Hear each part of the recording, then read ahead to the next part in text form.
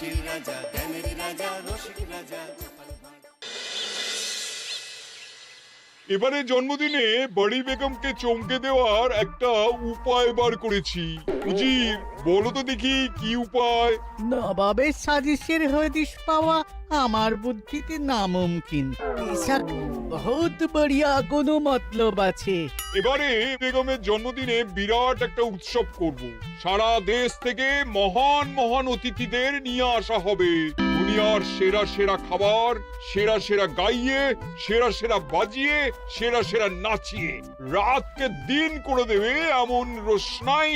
Rest নাই। কি বললে? বহুত বড়িয়া আপনার সোচ, লেকিন মাফ করবেন হুজুর, রাজকোষের অবস্থা খুবই খারাপ। উৎসব করার মতো তো রেস্ট নাই জাহাপানা।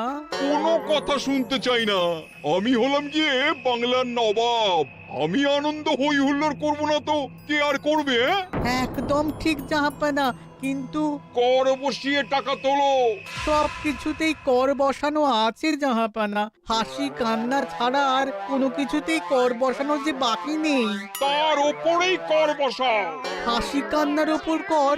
না, শীতকাল আসছে, বসাও বসাও কর হাঁচির ওপর। হ্যাঁ, হাতির ওপর কর? বসাও। ওরকম মুখ করে আছো কেন? যদি না পারো তো বলে দাও, আমি অন্য উজির নিয়োগ করব। আমি আজই ঘোষণা করে দিচ্ছি, এবার থেকে হাতির ওপর কর দিতে হবে। হ্যাঁ, তো জানাব, এতে প্রজারা যদি ক্ষুব্ধ হয়? আরে বাবা, প্রজাদের কাজই তো মাঝে মাঝে ক্ষুব্ধ হওয়া। তা ঠিক হুজুর। আমাকে কদর করে এমন কিছু সন্ডা আছে, তাদেরকে কাজে লাগাতে হবে। বহুত খুব জাহাপানা। তাহলে হাঁচি গোনার লোকের ব্যবস্থা করে নি। ওই সন্ডারাই হাঁচি গুনবে। ওদের স্বেচ্ছাসেবক হিসেবে নিয়োগ করো। বহুত খুব জাহাপানা। সব জায়গায় লোক পাঠাতে শুরু করো। তবে কৃষ্ণনগরে বেছে বেছে লোক পাঠাবে। আর মনে রেখো, ওখানে গোপাল আছে।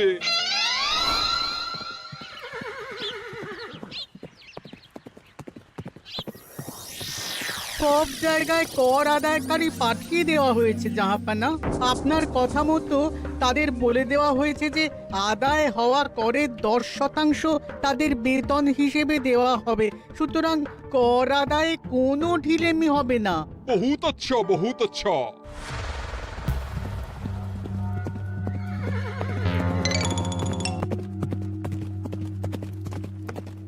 হ্যাঁ, তুমি ঠিক পড়েছো তো মন্ত্রী? হাঁচির উপরে কর? বলেন তো, আর একবার পড়ছি মহারাজ। আসলে এটা নবাবই মশকরা। আমাদের নবাব যে খুবই রসিক মানুষ তা তো আমরা দেখেছি। বারবার কৃষ্ণনগরের সঙ্গে রসিকতা করতে গিয়ে হাঁড়ি ফেটে রস একেবারে মাখামাখি হয়েছে, আর সারা গায়ে পিঁপড়ে ধরেছে। মস্করা নয়, একদম সত্যি কথা। হাঁচির উপরে কর বসানো হয়েছে, আর আমরা হলাম নবাবের খাস হাঁচি গোনার দল। আমরা এই কৃষ্ণনগরে থিতু হয়ে বসলাম বটে। এবারে হাঁচি গুনবো আর মোহর আদায় করব। গোপাল, তুমি কি বলো? সর্দার, তোমাদের এখানে আসা একেবারেই লোকসান হয়েছে। কেন মশাই? আচ্ছা, আপনি গোপাল? না না, আপনার কোনো কথাই শুনবো না। আমাদের পই পই করে বলে দেওয়া হয়েছে, গোপাল হইতে সাবধান। সর্দার, আমি তোমাকে সাবধান হতেই বলছিলাম। হাঁচি ধরতে গেলে তোমাদের খুব সতর্ক থাকতে হবে, কারণ এই কৃষ্ণনগরের বাসিন্দাদের শরীর স্বাস্থ্য এত ভালো যে এখানে কেউ হাঁচে না, কাশে না, ঢেকুর তোলে না, ইয়ে করে না। বলেন কি মশাই? এটা তো নবাবকে জানাতে হচ্ছে। যাও যাও, এক্ষুনি মুর্শিদাবাদে ফিরে গিয়ে নবাবকে জানাও। ওরে, কেউ এদের যাওয়ার ব্যবস্থা করে দে। ওই তো হেঁচেছে। হাসি এক, পুরো এক মোহর। হাঁচি দুই, দুই মোহর। আরে, এটা তো হাঁচির বাচ্চা, এটা তো ধরলে চলবে না। কেন? হাঁচি হলেই তো হলো। কি করব সর্দার? লিখবো? দেখ, একবার গুনে যখন ফেলেছি পুরো ছাড়তে পারবো না। আধমোহর লেখ। এটা কাশি, কাশিতে কোনো করের কথা নেই। লেখ লেখ লেখ লেখ লেখ। হাঁচি তিন, পুরো 1 মোহর। হাঁচি হাঁচি 4,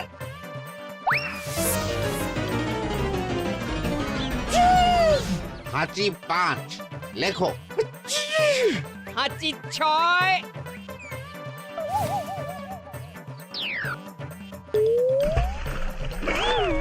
যা যা কি রে, শুনেছিলাম কৃষ্ণনগরের মন্ত্রীটা মাথা মোটা, প্রমাণ হয়ে গেল। জল থেকে উঠবে যখন ঠান্ডা লেগে হাঁচি তো আরো বাড়বে। জলে বুড়বুড়ি উঠছে, বেটা জলের তলায় তলায় হাঁচছে। হাঁচি 7, এখনো তো ফিরলো না, বেলা গড়িয়ে দুপুর হয়ে গেল। ভাববেন না রাজামশাই, আমরা যারা যারা এখানে এসেছি সবাই ধড়িবাজ লোক।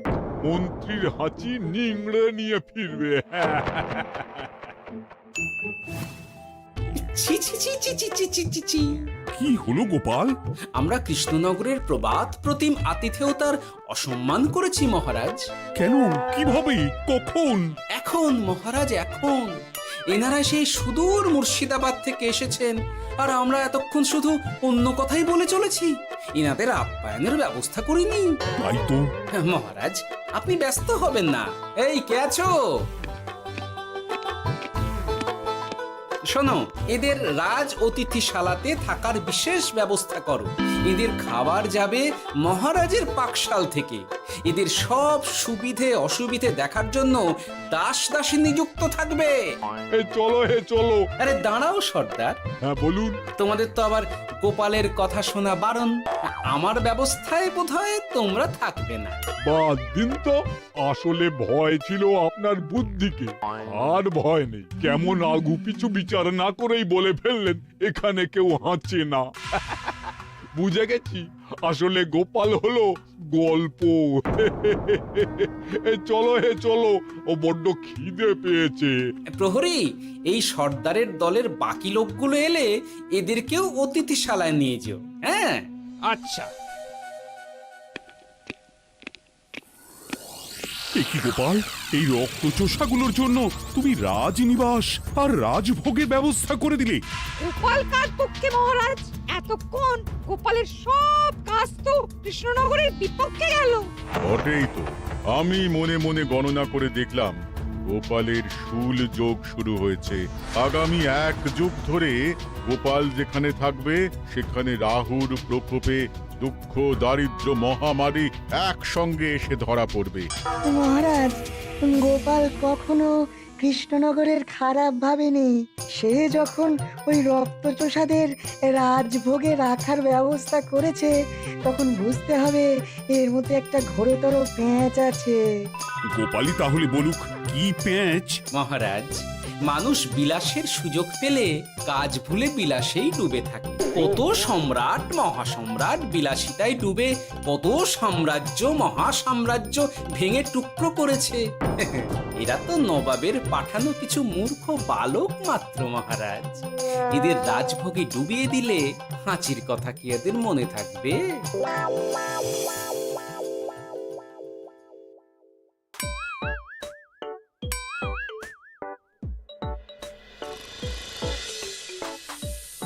কি ব্যবস্থাপনা সব ঠিক আছে তো?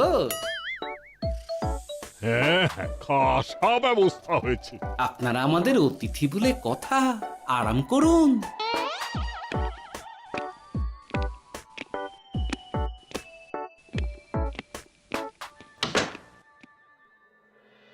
বিজ্ঞানী, তোমার এই দুমুখ আয়না আবিষ্কার তোমার জীবনের সেরা কাজ। একদিক দিয়ে আয়না, অন্য দিক দিয়ে কাঁচ। কেউ জানতেই পারবে না যে তার উপর নজর রাখা হচ্ছে। অনবদ্য অনবদ্য। মহারাজের জয় হোক। কিন্তু মহারাজ, এই কৃতিত্বের মূল ভাগীদার আমাদের মন্ত্রী। তাই নাকি? হ্যাঁ মহারাজ, মন্ত্রীর দুমুখ কাজকর্ম দেখেই দুমুখ আয়নার কথা আমার মাথায় আসে। মুখ সামলে কথা বলো বিজ্ঞানী। ওরা শুনতে পাচ্ছে। যা চেঁচালেন 20 ইঞ্চির দেওয়াল ভেদ করে ওদিকে চলে যাবে কথা। এই কে যেন কাকে মুখ সামলে কথা বলতে বললো? ওই ওই বাইরে কেউ বলেছে। এই তোমরা সবাই শোনো, অতিথিদের যেন আদর যত্নের ত্রুটি না হয়। আমি আর যাই, কাল সকালে আসবো, কেমন? গোপালকে নিয়ে নবাব আর উজির যেমন ভয় দেখিয়ে দিয়েছিল, গোপাল কিন্তু সেরকম নয়। এই তোরা কি বলিস? না না না না না না, গোপাল একটু ওই হাবা গোবা আছে দাদা। দেখো দেখি কেমন বুক পেতে দিয়েছে। এবার ওদেরই বুকে বসে ওদেরই দাড়ি ওপরাবো। গোপালের জবাব নেই, ঠিক সামলে দিল। মহারাজ, এই প্যাঁচটা আমার মাথাতেই এসেছিল, কিন্তু ওই যে নাকে মাছি ঢুকে গিয়েই সব বরবাদ হয়ে গেল। মহারাজ, এই পরিকল্পনা যদি মন্ত্রীর মাথাতে আগে এসে থাকে, তাহলে এদের মন্ত্রী আমার চেয়ে ভালো করে সামলাতে পারবেন মহারাজ। বটেই তো, এই দায়িত্ব আমি নিলাম মহারাজ।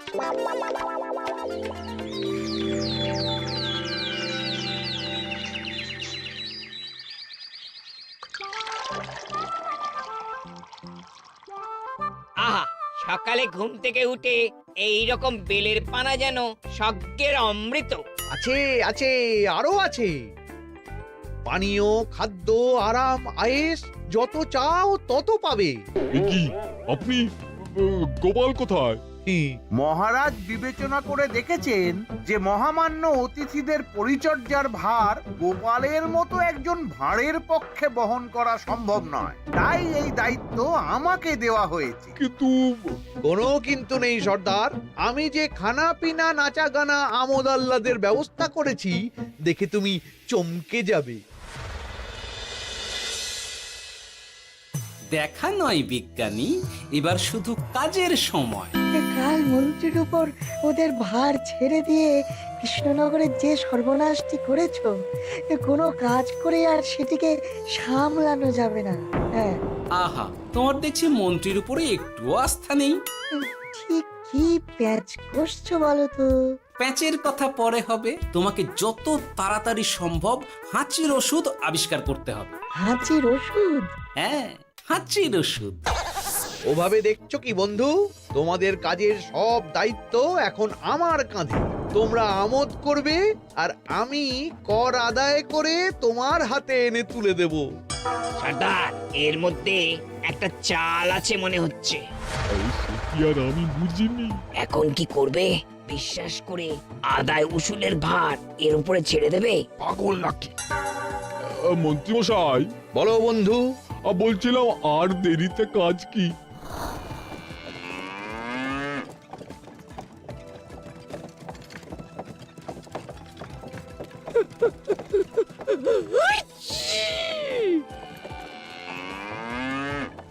মন্ত্রী, লেখো হাঁচি এক।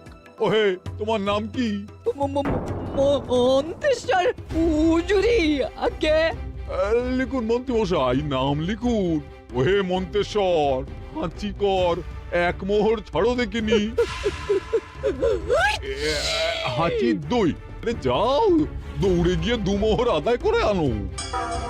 ওরে, তোরা সব কৃষ্ণনগরের কোণে কোণে ছড়িয়ে পড় দেখি, একটা হাঁচিও যেন বাদ না পড়ে। হ্যাঁ,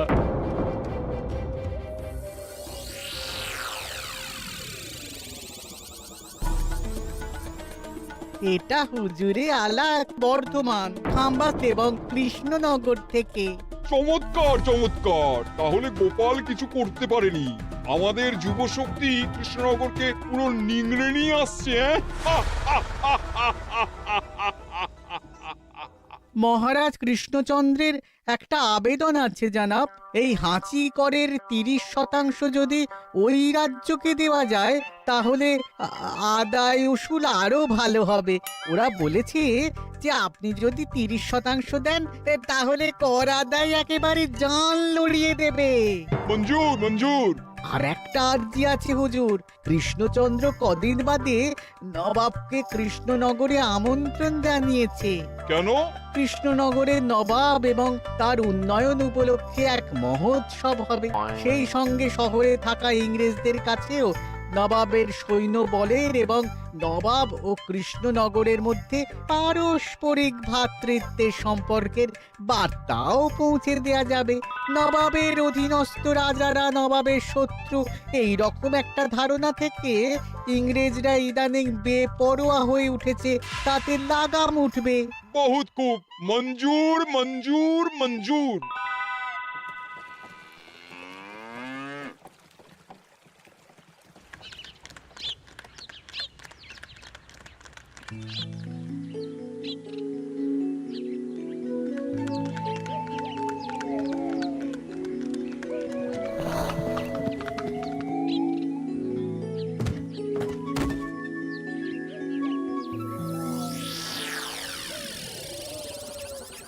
কি ব্যাপার গোপাল?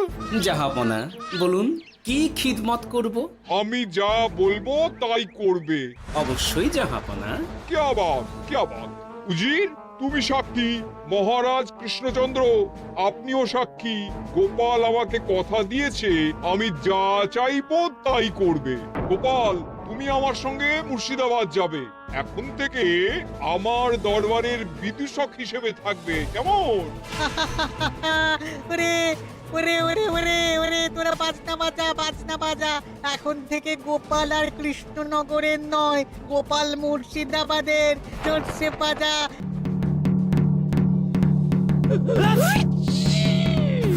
কি হলো? হুজুর, মনে হচ্ছে আপনার সৈন্যদল হাঁটছে। হ্যাঁ? হুজুর, হাঁচিকরের বন্যা সব সৈন্য 10-12টা করে হেঁচে ফেলেছে, মানে প্রচুর মোহর হয়ে গেছে আর বাড়ছে। আমার হাঁচি গোনার দল একটা হাঁচিও বাদ দেবে না।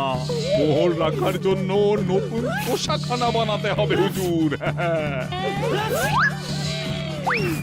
সর্দার, আমাদের হাঁচিগুলো কি খুলবো? হ্যাঁ, নিশ্চয়ই, একটা হাঁচিও যেন বাদ না পড়ে। চলুন হুজুর, আমরা এখানে দাঁড়িয়ে থেকে আর কি করব?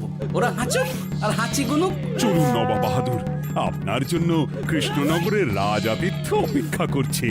হুজুর, আমার মনে হয় আমাদের কৃষ্ণনগরে এখন আর দেরি করা উচিত হবে না। আমরা সোজা শহরের দিকে রওনা হয়ে যাই।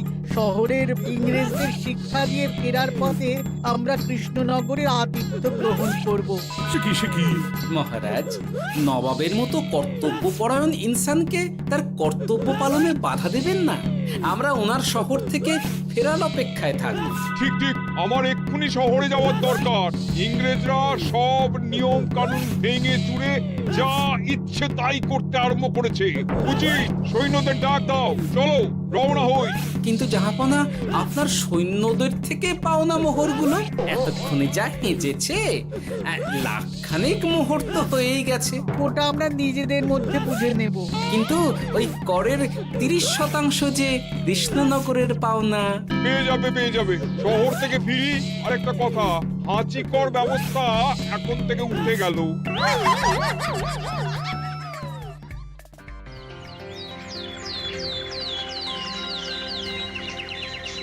মহারাজ, কিভাবে গোপাল ভাঁড় মহাশয় নবাবের উন্মাদের মতো জারি করা ওই হাঁচিকর থেকে আমাদের সকলকে রক্ষা করেছেন তা আমরা সকলেই জানি।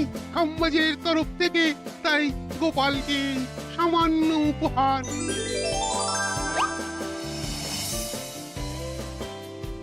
ওহ গোপাল, সত্যি তোমার জবাব নেই।